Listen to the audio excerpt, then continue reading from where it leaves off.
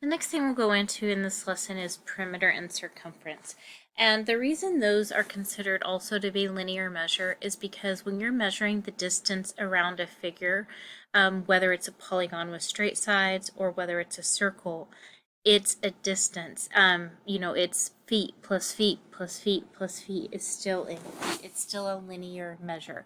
And when we get into area and volume, we'll talk about why those are measured in square units or cubic units, but perimeter and circumference is just measured in units, whether it's feet, centimeters, inches, meters. It is measured in a linear measure. Perimeter is the distance around a plane figure. Some real life examples: if you are going to build a fence, you would be measuring the distance around whatever the shape is that you're going to put the fence around. Circumference, because we cannot add all of the sides on a circle, we have circumference, which is basically like the perimeter of a circle. It measures the distance around a circle. All right, some notes to talk about. The perimeter of a polygon is the sum of the length of its sides and thus may be found by adding all the side lengths. However, we will learn specific formulas for squares and rectangles as shown below. And so generally on a formula chart, especially if you're teaching in the state of Texas, they will put a formula on the formula chart for the STAR exam for the distance around a perimeter, the distance around a square and a rectangle. However, those formulas are not necessarily needed. You're still just adding the lengths of all the sides. So if you look down at the bottom, the perimeter for a square is 4 times the side length, because basically that's summing up for you all of the 4 sides. For a rectangle, we have 2 lengths and 2 widths. The 2 lengths are the same and the 2 widths are the same, and so that's why it's 2 times L plus 2 times W. But again, that's still just adding the lengths of all 4 sides. Note number 2, the ancient Greeks discovered that if they divided the circumference of the circle by the length of the diameter, they always obtained approximately the same number. This number is symbolized by pi. Pi is an irrational number, meaning it's a non-terminating, non-repeating decimal. Approximations of pi are 22 over 7 or 3 and 1400ths. So pi is a very interesting number. It is irrational, meaning it's a decimal that is never ending and does not repeat. It's irrational. The number goes on infinitely. If you go and do some hit studying online about the discovery of pi, it's very interesting, and you can find some really fun activities to do in your classroom to discover pi. And the ancient Greeks, what they would genuinely do is they would measure the distance around a circle and then divide that by the distance of the diameter. Recall, the diameter is the distance across the circle going through the center of the circle, and they always obtained the same number, approximately the same number, because they could never get it exact. It's symbolized by pi. Number 3, when working with a problem involving pi, I prefer that you leave it in terms of pi. So a lot of times students are taught to use 3 and 1400ths, but it's very much an approximation. Pi goes on infinitely.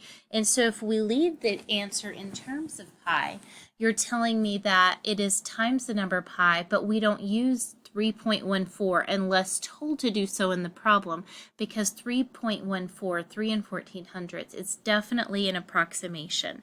And so if I ever ask you to do an approximation, I want you to find the pi button on your calculator instead of using 3.14, because that will give you at least a better approximation. When you use that pi button, it obviously can't be the entire number pi, because a calculator could not program the entire number of pi, but it's still going to be much better than 3.14. Before we go on, I want to talk a little bit more about pi, and you're going to do a little bit more research on pi as you do your assignment over this section. Some good images, that you can show when you're teaching pi. I used to have a poster like this in my classroom. And so this one, this is pi, but pi goes on infinitely. And so this takes it as far as this poster could hold. Here's another poster showing, we see 3.14, but if you round off after the 4, look at all of these numbers that you're leaving off, because pi does go on infinitely. And that's why I just tell you to always leave answers in terms of pi. Here's another good poster, showing how it goes on infinitely. But even so, this poster had to stop down here with this 7. And it really doesn't stop there. Pi does, it's an irrational number, meaning it goes on infinitely. So we will leave our answers in terms of pi unless otherwise told to do so. You can also find some really good things online about the discovery of pi. When these Greek mathematicians, and so forth, when it was discovered. And so I encourage you, that's something you're going to have to do in your assignment as well, to go through and look at that. Now, if we look at doing the discovery of pi in a classroom, you can find some really good activities to do in your classroom to show your students how pi was discovered. So going back to the lesson, because that's something you're going to do on your own, and I don't want to expand on that too much, we are going to focus on circumference, which involves the number pi. Pi is used when you calculate circumference or area of a circle. Pretty much anything circular, pi is used. Because pi is found by taking the distance around the circle and dividing it by the diameter. But it's used in these calculations. We're going to use pi when we're calculating circumference. Circumference is the distance around the circle, basically the perimeter of the circle. And its formula is pi times the diameter, or 2 pi r. But keep in mind, this should be previous knowledge, the radius is half the distance of the diameter. So when I say 2r, that's the same as the diameter. And that's something, if that's something you don't know, that's something we need to add to your notes. So let's just add a visual here. The diameter is the distance all the way across the circle. So the diameter, I'm going to point to that in blue. That's the distance all the way across the circle. And then I'll change to red. From the center to the edge, I'll do this in red. That is the radius. And 2 of the radius measures will equal the measure of the diameter. That's why this 2r here is the same as 1b. That's basically the same formula. So we're going to start with some circumference calculations. For each of the following circumferences, find the radius. So I'm giving you the circumference. I'm giving you the distance around the circle, which is basically like the perimeter of the circle. So the circumference is equal to 8 centimeters. Now remember, circumference is found by doing, and I want the radius, so the circumference was found by doing 2 times pi times the radius, and when that was calculated, the answer was 8. The circumference is 8. Oh, and I put centimeters. I apologize. It's meters. It's 8 meters. And so circumference is calculated by doing 2 times pi times the radius. If I want to know what the radius is, I can divide by 2 pi and do that on both sides, and that will tell me what the radius is. Now, 8 can be divided by 2 to give me 4, and so the radius is equal to 4 over pi meters, because the problem was given in meters. And then I want to show you how you can work backwards to see how this actually works to give a circumference of 8. So remember, circumference is 2 times pi times r. Circumference is 2 times pi times, we found a radius of 4 over pi. Notice here, the pi's would cancel. Then we would do 2 times 4 to give me 8, which is the original circumference that was used, that was given. And so that's just a way that you can check your answer. Now on part B, the circumference is 92 pi. And remember, circumference is found by either doing 2 times pi times r or pi times the diameter. But when we're looking for the radius, we'll go ahead and use the formula that has r in it rather than d in it. So when the circumference was found, it was found by doing 2 times pi times the radius, and it was found to be 92 pi. Since this problem asks us to find the radius, I'm going to divide by 2 and pi to solve for this r here. And that means I have to divide by 2 pi on the other side as well. The pi's will then cancel, and then I'll do 92 divided by 2, which is 46. So on this one, the radius is 46 centimeters because the problem was given in centimeters. Now, there's a difference here on part A, the circumference did not have a pi in it. On part B, the circumference did have a pi in it. That's why on this first problem, the pi's did not cancel, but on the second one, they did cancel. Now again, we can check circumference is 2 times pi times the radius that we found to be 46. If we multiply all of these out, we do get back to a circumference of 92 pi that was given in the problem. And I'm just going to go back up here real quick and talk a little bit more before we go on further. So if I give you, hey, the diameter of this problem is 10. The diameter of this circle is 10. The distance across this circle is 10. The circumference would be pi times 10 because it's pi times diameter, which would be 10 pi. That would be the distance around the circle. If I gave you that the radius was 10, then I would use this formula of 2 times pi times 10, which would give me the distance around that circle would be 20 pi. So, and then whatever units it is, it's a distance around the circle. So when you are finding the circumference, you're basically finding the perimeter or the distance around the circle. If you know the diameter, you can plug into pi times the diameter. If you know the radius, you can do 2 times pi times the radius, but like I've said many times at this point, 2r's is the same as 1d. All right, the next one, for each of the following, if the circle has the dimensions given, determine the circumference.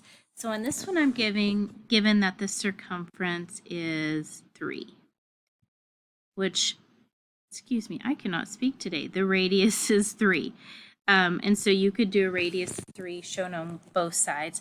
If the radius is 3, we do also know very easily that the diameter is 6 because 2 radius measures is equal to 1 diameter measure. So I want the circumference. For circumference, I can either do pi times d or 2 times pi times r because that's the same thing. 2r's is equal to 1d. If I do pi times d, that's pi times 6. If I do 2 times pi times r, that's 2 times pi times 3. But you'll notice on either one of those, we're going to end up with 6 pi centimeters. And we leave it in terms of pi because that gives me an exact answer. I haven't dropped off all those decimal points.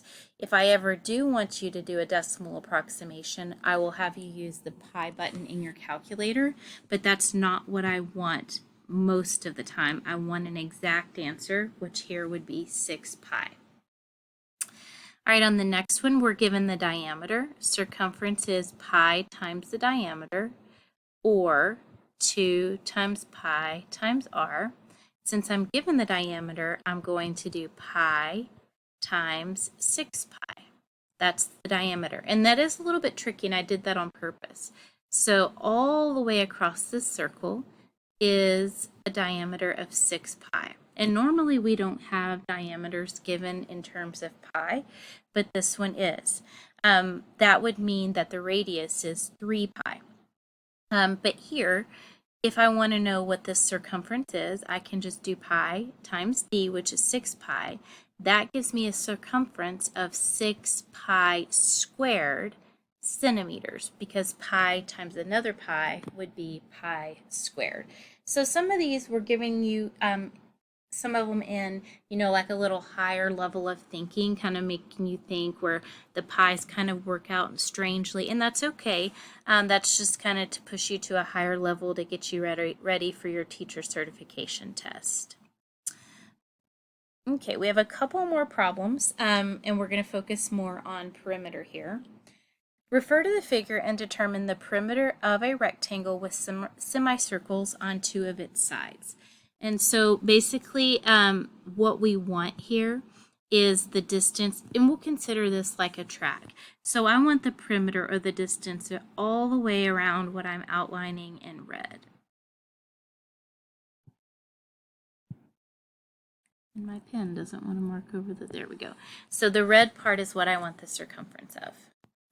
So, and I'm going to change colors here. So if I want to, add up all these distances, first thing I'm going to do is I'm going to add, basically I'm finding the perimeter of those straight sides. And to do that, I will do 22 plus 22, which is 44. The two semicircles together would make the circumference of one circle. And so for this, the diameter is 16, the radius would be 8. So I would need to find the circumference of the whole circle because here's half of it and here's the other half of it. So I can do pi times the diameter. Excuse me, I wrote the wrong number. Pi times the diameter, which is 16. That would be the same thing as 2 times pi times the radius of 8, because the 2 times the 8 would be the same as the 16. Regardless, on both of these, we get 16 pi. Now, we cannot add a number in terms of pi to a number that does not have a pi. Those are not like terms.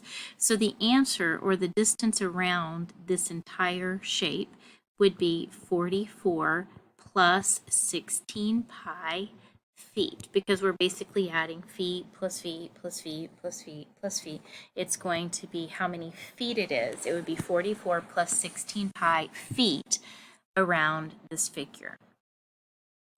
And then the last one for this lesson, find the length of the side of a square that has the same perimeter as a rectangle that is 44 centimeters by 28 centimeters. So let's get us a visual on this.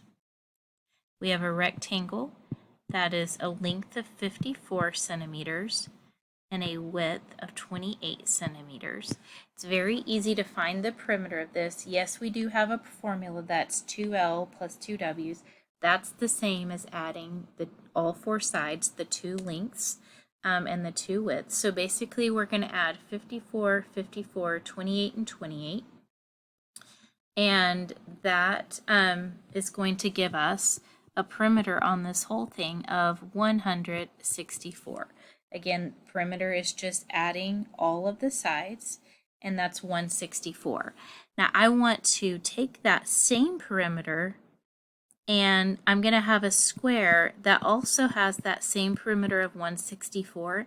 And my question is, what is the length of one side of that? Well, because a square has four sides that are the same, we'll take that perimeter of 164 and we'll divide it by four sides. That's going to tell me that each one of those sides is going to be 41 centimeters, because this was all measured in centimeters. And so the length of one side would be 41 centimeters, because 41 plus 41 plus 41 plus 41 also gives a perimeter of 164 centimeters.